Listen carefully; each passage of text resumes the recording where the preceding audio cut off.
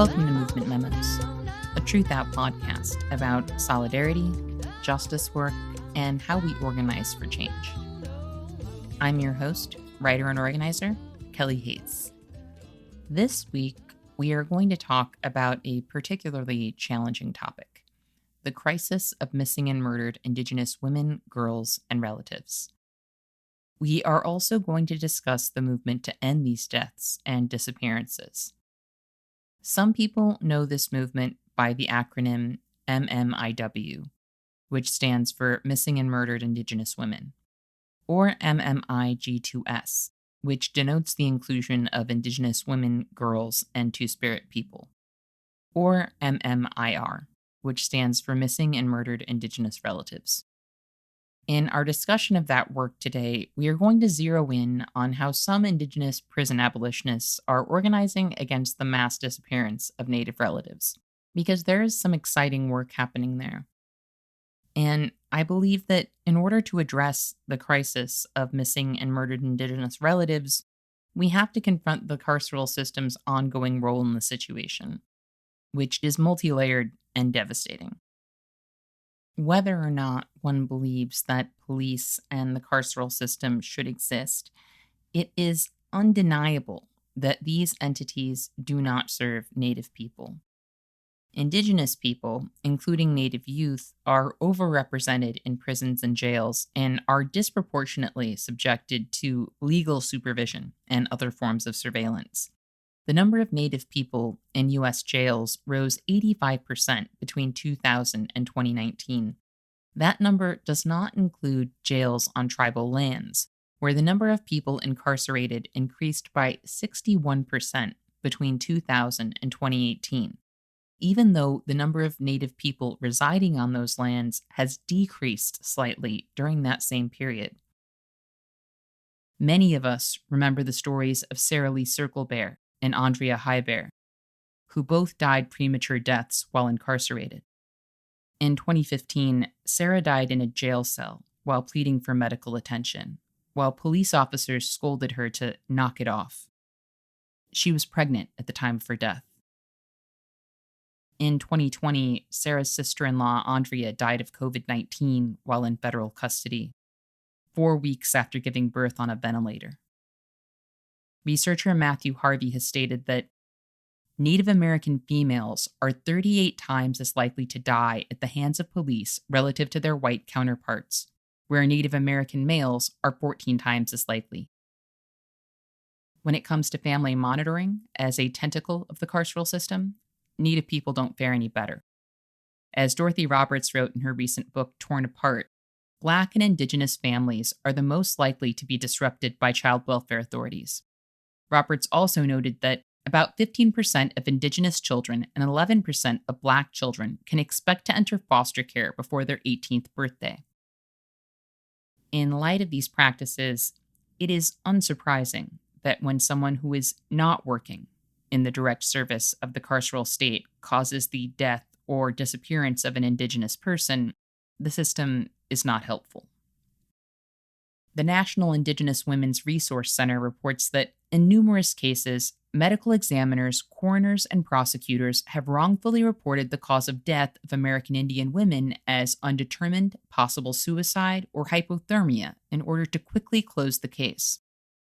One example is Kay Sarah Stopp's Pretty Places, whose grandmother was told she died from a drug overdose. A toxicology report revealed Kay Sarah showed no indication of drug use, but since the county coroner had cremated Kay Sarah's body without her family's permission, no further inquiry was possible. Parents of missing Indigenous women and girls are frequently told by police that their daughters are probably out partying. In cases where a parent's worst fears are confirmed, the system's unsympathetic posture is unaltered. In 2015, a police officer told Allison Highwolf's mother, "Just because your daughter died, the world doesn't revolve around you."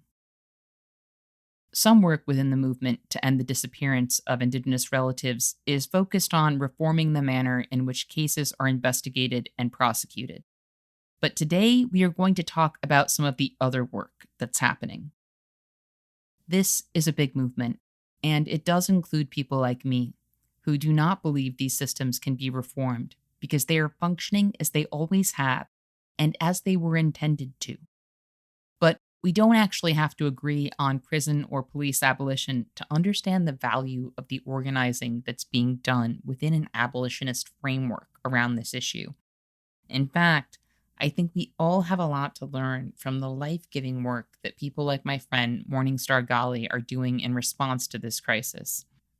Morning Star is a member of the Ajuwami Band of the Pit River Nation.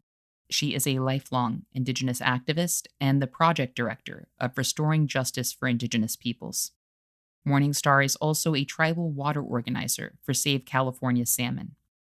It's hard to summarize the scope of Morning Star's contributions, but today we are going to talk about her work supporting Indigenous families who have been impacted by the crisis of missing and murdered Indigenous relatives.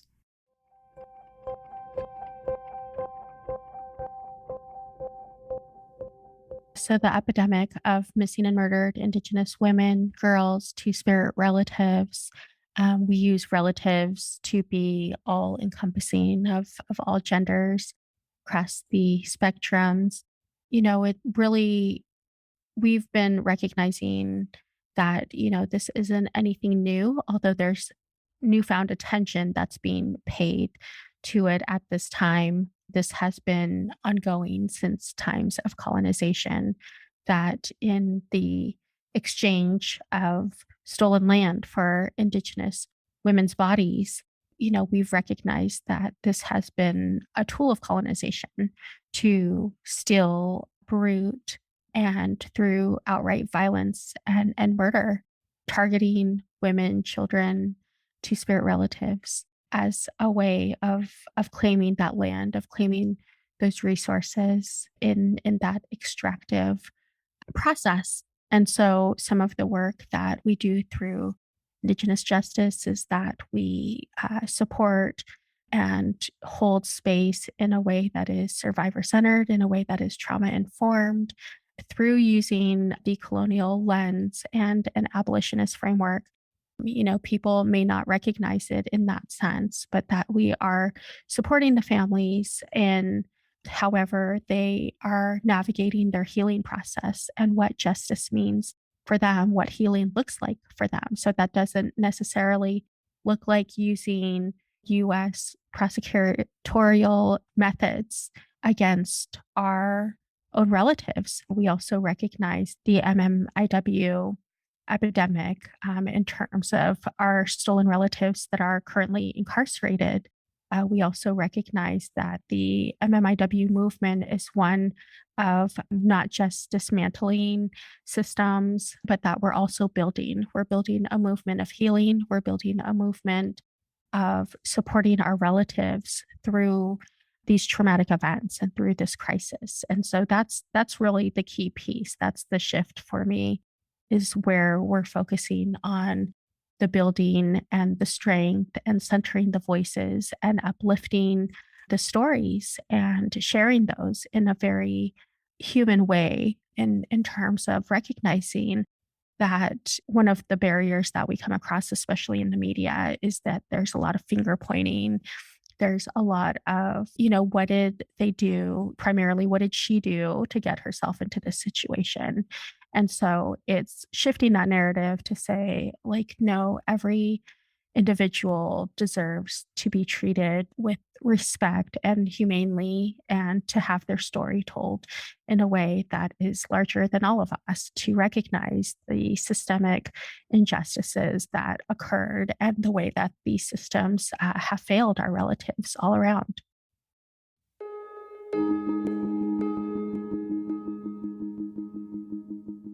We know that the deaths and disappearances of Indigenous relatives are undercounted due to police failing to classify people as Indigenous and because official reporting ranges from inadequate to non existent across the US and Canada. Local data, where available, is routinely alarming. In Montana, for example, Indigenous people account for about 30% of all missing persons cases, even though Native people only comprise about 6% of the state's population. At the federal level, numbers that have been recorded by the FBI and the CDC are wildly inconsistent and suggest a general trend of underreporting. That makes data justice work around this issue so important, which we'll circle back to in a bit.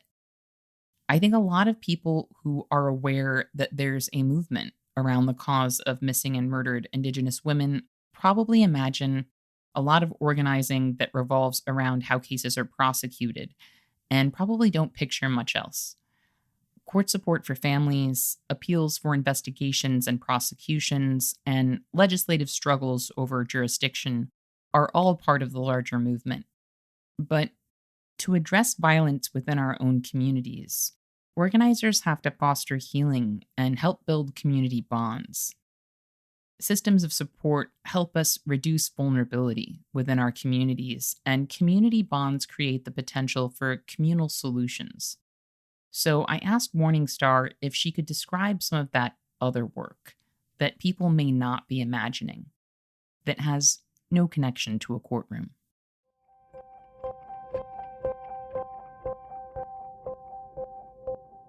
The other work is actually the majority of the work that we do, especially in the midst of the pandemic. It's, constantly supporting through financial measures and resources. It's helping to ensure that, when families' homes have their PG&E, have their electricity shut off, that, we can help them in getting it back on. It's helping in terms of when they share their stories. We don't want to create a financial burden for them. And, it already can be traumatic enough, and it is this uh, double-edged sword at times because we are supporting them through their grieving and healing process. And, every time that they share their story of their loved one, it is traumatic. It does, reopen those wounds for them. And so it's providing everything from access to ceremony.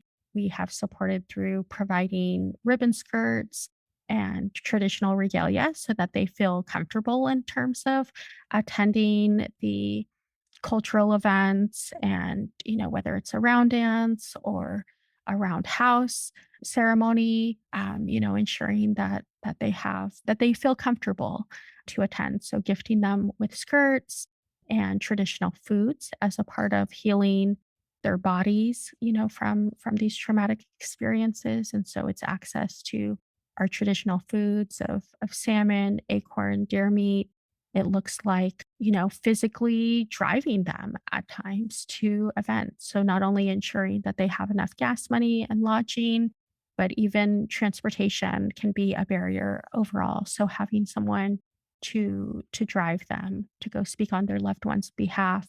This past summer, we helped to support some of our relatives that were in need of some recovery services, some drug and alcohol treatment. So it meant physically driving to their home and helping them to pack up, ensuring that their belongings were in storage and paying for a storage unit for 6 to 9 months so that, they were reassured that their belongings are there, they're safe. And so supporting them through the recovery process. So, ensuring that they get to their appointments, ensuring that they just have that support that they need. And, it's beautiful to see the outcome of that. It's beautiful to see our relatives that are newly clean and newly sober and, able to just continue on in their healing process in that way. It's ensuring that the children during, holiday times and birthdays have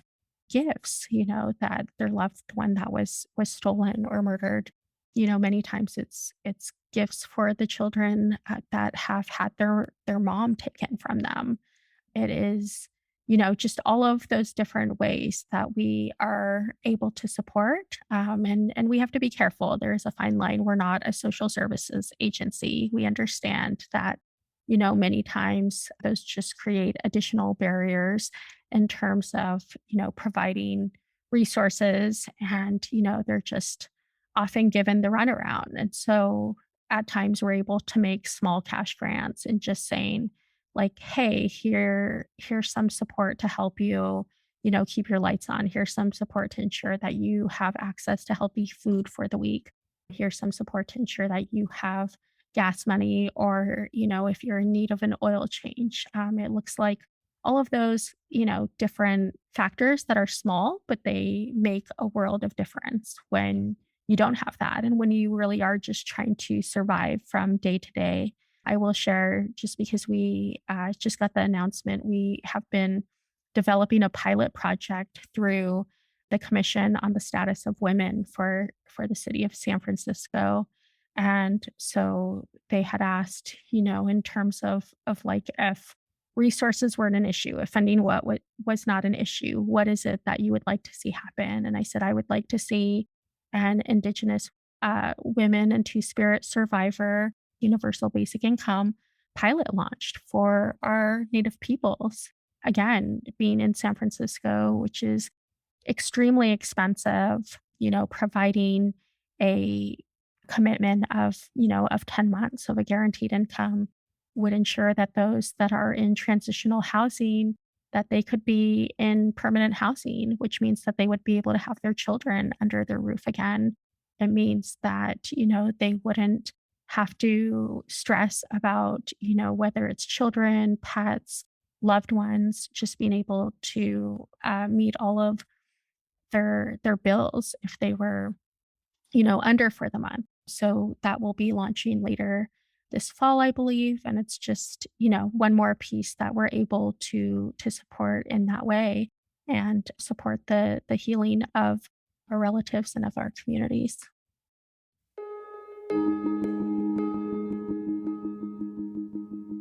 Talking about abolition in connection with missing and murdered Indigenous relatives can bring up a lot of emotions for people.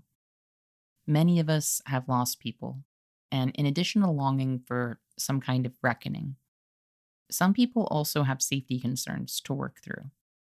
Critics of abolition will sometimes insist that abolitionists must not know what it's like to be victimized or to endure the murder of a loved one. In my experience, this is almost never the case.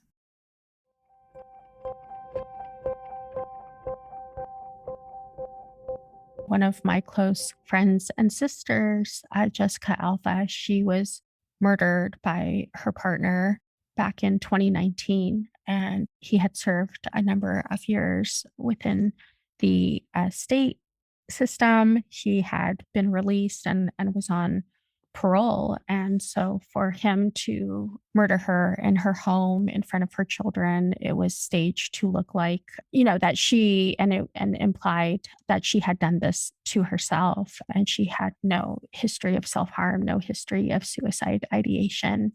And it really was, challenging to navigate that within our community, because there were many community members that, did feel torn. They did feel that, they were navigating, the family trauma and response, and also, how it was impacting us as a community, the larger impacts of that. And it was Jessica's mom, who really took the lead in saying, that she forgave him, that she forgave him. She did not have that space to hold on to that hurt and hold on to that anger, that she had known him since he was in elementary school. They had been childhood friends for that long, since they were little. And so recognizing that, this wasn't going to be something she was going to hold on to, and that she wasn't going to hold against his family, and recognizing that our families and communities are so close knit. And that's not to say that, of course we took precautionary measures when he was released. We helped to support the family moving, and, especially for her younger children, like ensuring their safety and that they would not be close by when he was released. But, it's navigating just all those sensitive issues and topics, and recognizing that, at times that these can be our own community members, and that we have to figure out, as difficult as it may be, how to continue to have a sense of justice and balance within our tribal communities.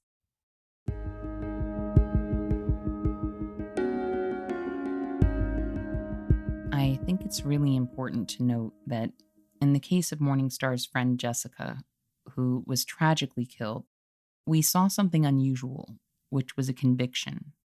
But ultimately, that person was released, and it was the community, not the system, that took action to make sure that vulnerable people were protected. That is the standard reality that Native people live with. Even if the system arrests someone who has harmed you or your family, you cannot rely on the system to protect you because protecting you was never its intended function. Supporting families in search of justice sometimes means showing up for people who are engaging with the criminal legal system while knowing it will most likely disappoint them. Morningstar highlighted the connection and overlap between the experiences of Indigenous families impacted by murders and disappearances and the disappointment families and activists often experience when demanding charges against police officers who kill. I think, one of my first experiences was a year prior to Oscar Grant being murdered at Fruitvale Station. We have a young community member, Andrew Maupin. He was a father of a young baby with one on the way. His grandmother, Justine Maupin, was very instrumental in the Alcatraz occupation from 1969 to 1971. His grandmother was really a pillar within our community. This young man was shot in the back by Oakland police for a $433 ticket. He had a warrant out for BART fare evasion. It was not caught on video in the way that the Oscar Grant murder was, but it was very similar circumstances. It was a year prior, it was on New Year's Eve. The family was not even properly informed. They had watched the news and learned of their son's murder by Oakland PD by watching the news. And so that New Year's Eve of 2007, that was really my first experience in helping to lead the organizing efforts and helping to support the family and saying, yes, it's absolutely your decision and you're fully within your rights to go after OPD. In this case, the officer Hector Jimenez had also shot another young Black man named Jody Woodfox. There was a history of him targeting young men of color and outright shooting them. And so navigating the systems at the time, knowing that we were pretty sure that even though we were following the processes and supporting the family, it did end up in that disappointment. The family sued OPD, they sued the officer, and nothing really came of it in the way that the family sought justice. Of course, they again really pointed the finger at Andrew and his actions at the time. And so I think, I've always just kind of held that lesson with me. And it was one of my most difficult moments personally in, supporting his family and then having to go back to his mom and say, yes, unfortunately, there's not going to be any sort of measurable win in this situation. And it was extremely defeating. And at the same time, we recognize that these systems are not designed to serve justice for our peoples. And so, kind of using that example as we navigate through the systems with the MMIW and MMIR families, that we know that in some of these cases, it was one of my close friends and relatives, Yogi Magarva. He was murdered by a non-native person in his home on his tribal lands. He was hit in the back of his head. He didn't, see it coming. He had been going to he's a two-spirit relative. He had been going and actively, reaching out for DV services and resources, and this non-native individual that has now been charged, the Modoc County Sheriff's Office came in and said, like, "Oh, we were there immediately after he was murdered."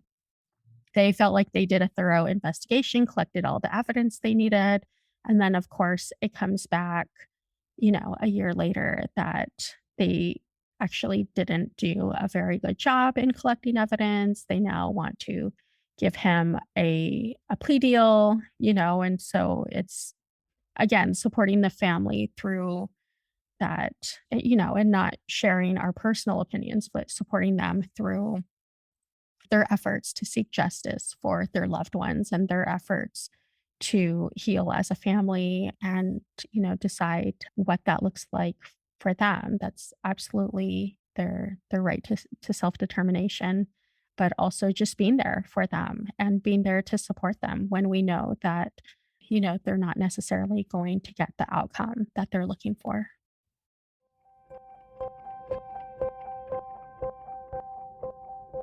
I am going to briefly interrupt us with a pre recorded fundraising appeal because TruthOut is a nonprofit news organization, and the vast majority of our funding comes from readers and listeners like you. We've experienced a bit of a slowdown in donations recently, which may have something to do with Facebook ramping down engagement with political content. But we are still here, delivering award winning independent journalism.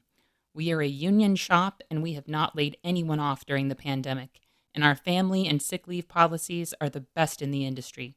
So if you believe in what we do, please consider stopping by truthout.org to make a donation today.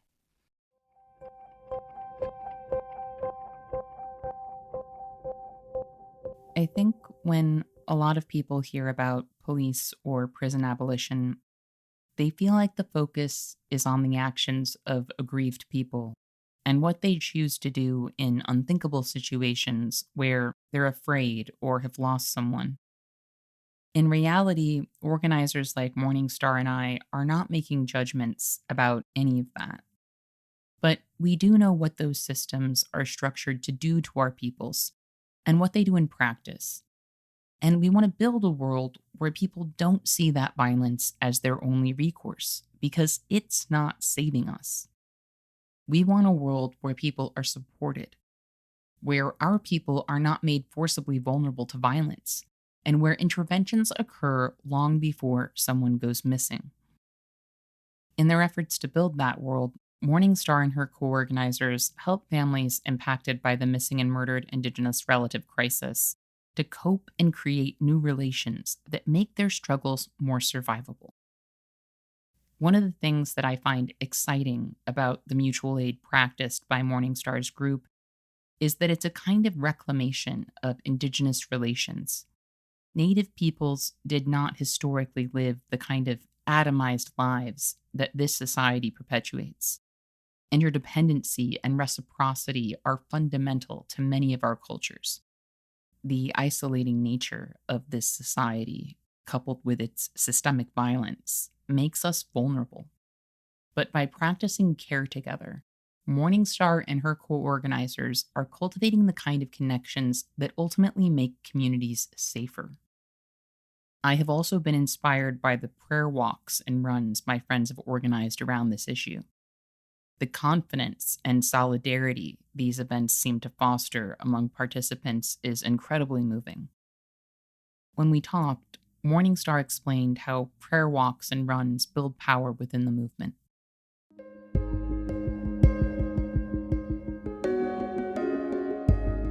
It's building relationships. It's, helping to foster that sense of belonging, of leadership. I've watched some of our sister survivors just thrive when they are provided with that support, when their basic needs are met in that way.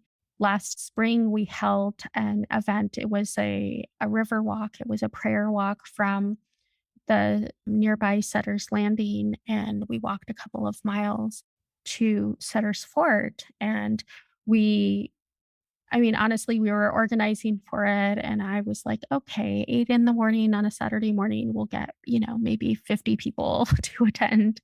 Maybe we'll get 200 people throughout the day." And we had 12 to 15 MMIW, MMIR families that we had invited, and again, offering that support of food and lodging and shelter for their time there. And I show up in the morning with the little breakfast burritos that I had rolled at home. And we show up, and there are 600 people waiting for us to start. And it was beautiful. And it was just incredible. We had local Miwok youth, local Native youth that moment when they were leading this march of 600 relatives, holding signs and banners calling for, justice for their loved ones, and having the youth lead the march. And they were chanting "No More Stolen Sisters" and various chants as we were walking up to Sutter's Fort, which really is the symbol within the Sacramento capital area. It is the symbol of genocide and enslavement for California Native peoples, with our Nisenan and Miwok relatives that built the fort, walking up to the fort and chanting "Whose land? Miwok land." And I was just in tears. It was just a moment of just so much incredible strength and resilience for our peoples. And we were able to feed 600 people for free that day. Luckily, there was enough food, and every family was able to have the time to share their story, to have that platform to share their story about their loved ones. We had traditional healers that were there to, help to offer our traditional medicines and smudge them off after they shared their stories. And then they were able to connect and visit with one another in that process. And it was done in a very, grassroots way. We didn't have any large amount of funding for it. We just really came together as individuals within our community and volunteered our time and effort to be there and to support the families. And that mutual aid piece that you mentioned, it really is so key in terms of, like, let's show up. What do folks need? What do we need in terms of making this happen? And it was really just such a beautiful moment.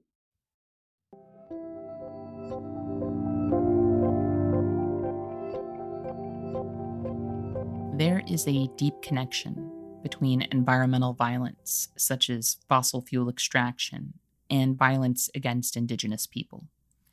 We see that connection in very material terms when man camps, which are clusters of corporate owned temporary housing for fossil fuel workers, become hubs for sexual violence against Indigenous women, girls, and Two Spirit people. In Dickinson, North Dakota, an oil boom led to a 300% increase in sex crimes. Globally, sites of fossil fuel extraction are frequently linked to violence against Indigenous people.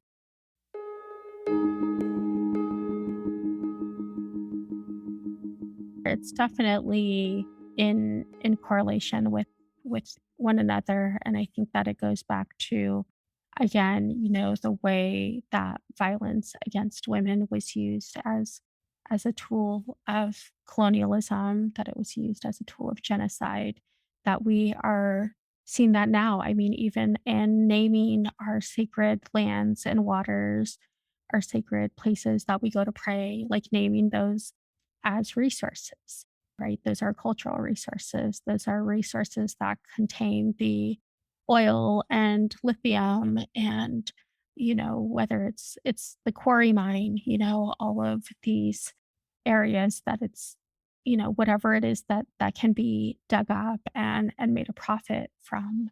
We have witnessed that, and we have put ourselves on the front lines to defend Mother Earth.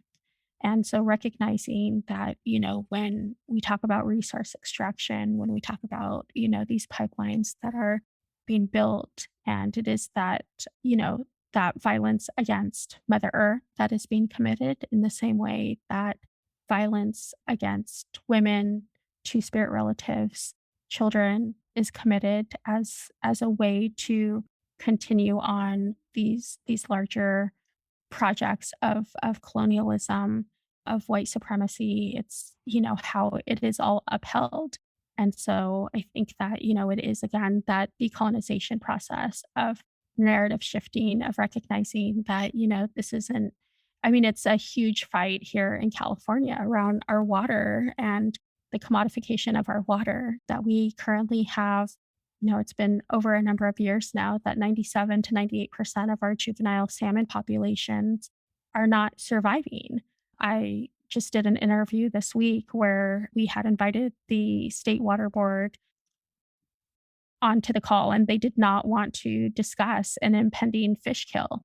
But yet they will continue to divert water to farmers. They will continue to divert water to big ag, knowing that our fish are barely surviving, just as we are barely surviving. And so I talk about just the realities and the relationship between our salmon relatives that are currently incarcerated, that they are not allowed to swim upriver, that they physically have dams that are keeping them caged and keeping them from fulfilling their life's purpose of spawning, and how that relates to our relatives that are currently incarcerated, to our ancestors that are incarcerated in the University of California basements and held captive there, that they are not, interred, repatriated back to their original resting places. And so there is a connection between all of it. And there is, that deep connection between what is viewed as,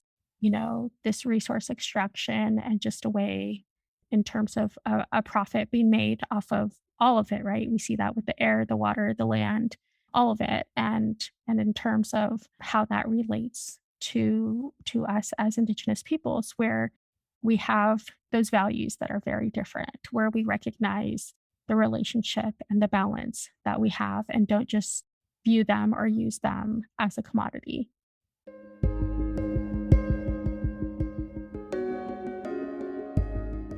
It is deeply important that we make these connections, including the connection between man camps and the police violence that fossil fuel extraction projects bring, because these forces are inseparable. As Morning Star said, this is the colonial project. Amid the violence of fossil fuel extraction, Indigenous women and girls are routinely targeted for sexual violence. These attacks are what Ruth Wilson Gilmore might call delegated violence, because rather than maintaining a so-called monopoly on violence, a system can simply allow certain actors to perpetrate crimes in an undisturbed manner. The state's lack of interference becomes a de facto permit. There is no stated collaboration required to cement these dynamics. They are assumed and free-flowing. The stated and the unstated, which together form the character and impact of a system. Indigenous people and any of their supporters who attempt to resist extractive projects experience a whole spectrum of violence, which may include sexual violence, torture, captivity, and more. In some countries, the murder of Indigenous environmental activists is not uncommon. All of this violence is connected, and I think it's important that we assess the way these trends play out globally. Imprisoned activists experience the extraction of time, as Ruth Wilson Gilmore and I recently discussed.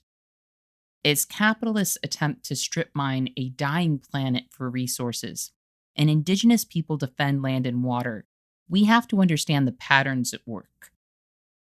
Unfortunately, that old saying, if all you have is a hammer, everything looks like a nail, often applies to how oppressed people view their own condition. We sometimes view the conditions that generate harm as fixed, and consider life-giving interventions that might prevent violence as undoable or even unthinkable. We only see the hammer because we have been robbed of so many other tools. But carceral violence is fully legitimized and theoretically It's something the state is still willing to offer when we're in a jam. Faced with this non choice, a lot of people will look at the hammer and think, well, this is the tool we have, so how can we use it to stay safe? And that can lead to some really harmful thinking because policing, incarceration, and family separation via the family regulation system cannot be shaped into a life giving apparatus that makes us all safer. All of these things exist in opposition to our well being. And when we forget that, we can inadvertently cause more harm. For example, some people who are concerned about missing and murdered Indigenous relatives think crackdowns on sex work will lead to fewer people being harmed, when in reality, those crackdowns not only inflict immediate, direct harm, but also make Native people increasingly vulnerable to violence over time. Morning Star emphasized the need to talk frankly about sex work and decriminalization in our communities.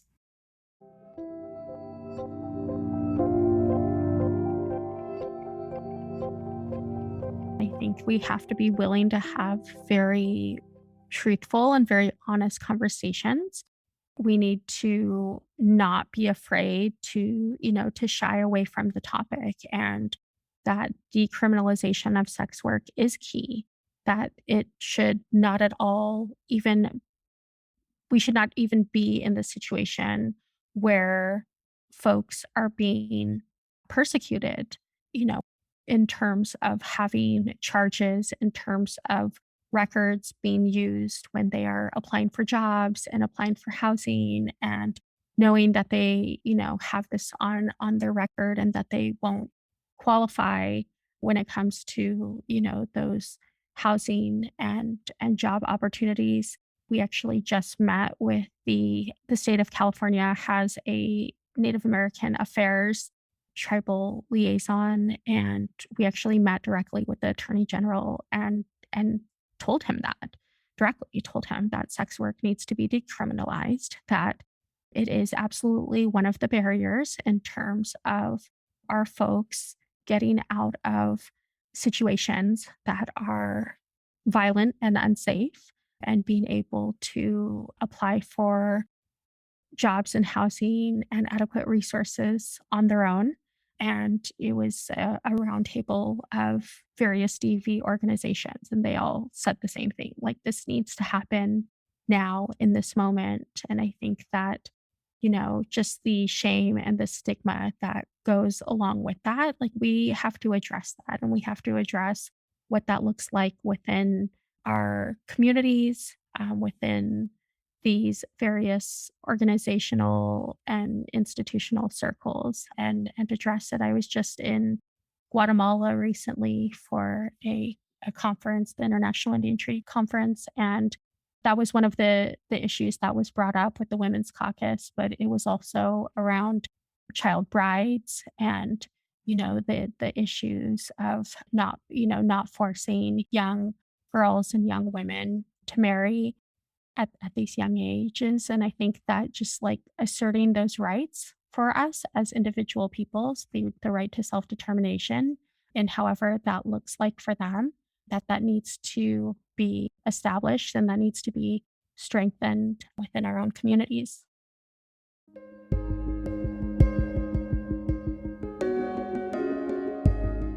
A lot of the controversy around sex work in Native communities comes from concerns around the well being of Native girls.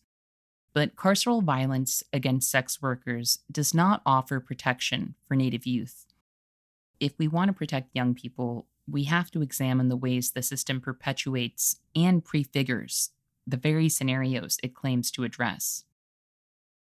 The Sovereign Bodies Institute is a nonprofit that has been mapping and counting cases of missing and murdered Indigenous women and girls.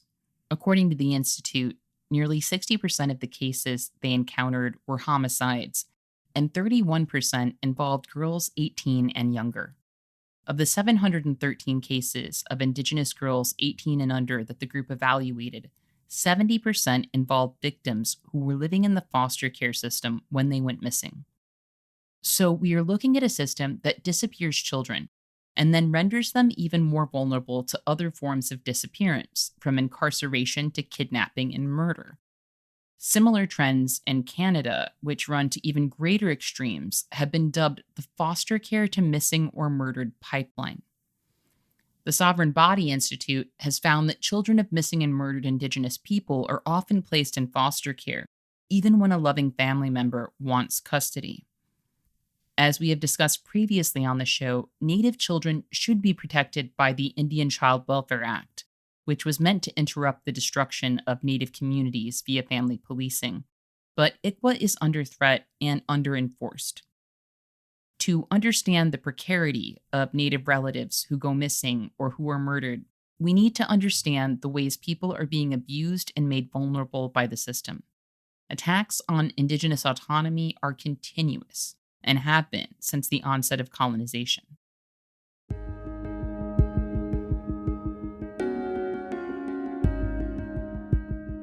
ICWA's in jeopardy. Roe v. Wade is in jeopardy. Where there's already a lack of access, ICWA only applies, if the child is either enrolled or eligible for enrollment, but there is such a depletion of resources within ICWA departments that the reality is that a lot of children fall through the cracks. We just recently held a series of webinars on MMIW and human trafficking and talking about the intersections. And so the foster care system is a huge intersection when it comes to the trafficking of Native children and young Native peoples. And so, recognizing that again, these systems aren't designed for us, but that they will constantly fail in terms of doing their due diligence of recognizing that a Native child is eligible for enrollment, of placing them within a Native home. There's just so much to it. I say that 100% of our youth are considered system impacted. 100% of Native youth are considered system impacted due to the history of colonialism, due to the history of boarding schools and the foster care system, and how we see we just see how evident that is today in terms of the number of youth that do fall through those cracks and, do not receive the cultural healing and culturally relevant therapy services that they need.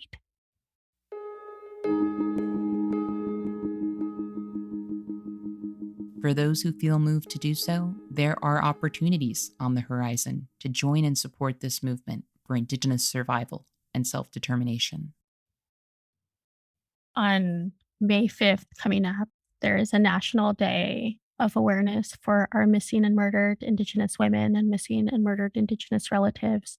But we really need to take it a step further, that it's not just about awareness anymore, that we know that Native women are killed at 10 times the rate as non Native women, especially on tribal lands.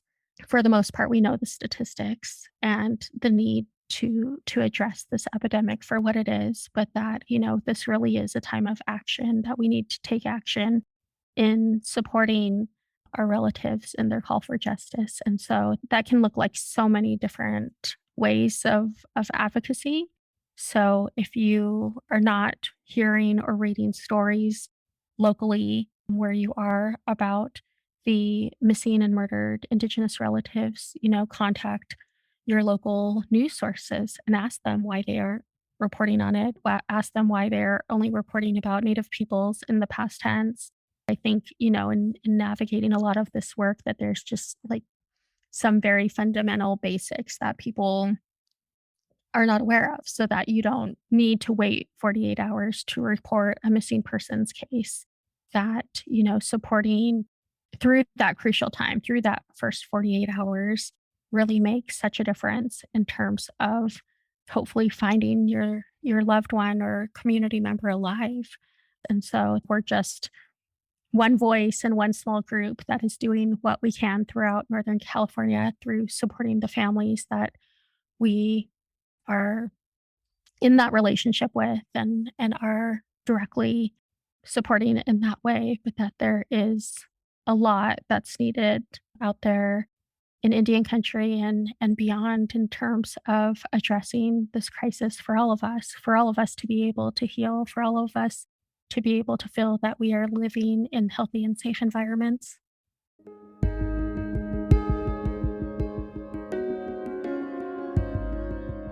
In her essay, From Breaking Silence to Community Survival, featured in the book Beyond Survival, Audrey Huntley wrote that the missing and murdered Indigenous relative movement could be traced back to the grannies and aunties of Vancouver, who began holding ceremony back in 1991. Huntley co-founded the Toronto-based organization No More Silence, a network that supports activists, researchers, and communities working to stop the murders and disappearances of Indigenous relatives in Canada. Huntley created the video Not Just Another Case, when your loved one has gone missing or been murdered. In her essay in Beyond Survival, Huntley wrote of the video, folks share important information on how to find someone while respecting Two-Spirit people's pronouns and chosen names, best practices for dealing with police and surviving a trial.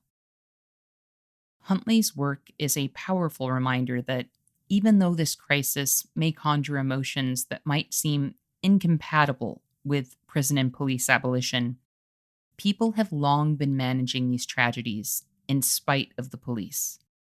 Like Morning Star, I would never be prescriptive and tell a family who has lost someone that they should not be demanding a prosecution. I do not tell people what to want in those ways, but I do know what the system actually does and does not do. I also know that people have been out here holding ceremony, sharing food, building community, and in some cases, finding bodies and solving murders themselves for many years because this system does not serve us. When we imagine solutions, we need to understand the context, history, and the role of the US government and corporations in perpetuating this violence. We need to make connections between the delegated violence of Indigenous relatives disappearing and the similarly delegated violence of young Black women disappearing in large numbers. We need to make connections between the carceral system and how its many tentacles devastate, demean, and disappear Indigenous people. We need to talk about how the foster system pulls young people into the path of greater harm. None of this violence happens in isolation. These are the flows of a system at work. I am grateful for the ways that we are able to interrupt that violence, and I believe in our power to do so. From the grannies and aunties who have held ceremony for decades in Vancouver, to the mutual aid and prayer walks my friends organize in their communities, Indigenous activists are making crucial interventions and sowing seeds of transformation. I want to thank Morning Star Gali for talking with me about some of the powerful work she and her co-organizers are doing. I hope everyone will answer the call to action Morning Star shared for May 5th, and we will be including some follow-up content on that in the show notes of this episode on our website at TRUTHOUT.org. I also want to thank our listeners for joining us today. And remember, our best defense against cynicism is to do good and to remember that the good we do matters. Until next time, I'll see you in the streets.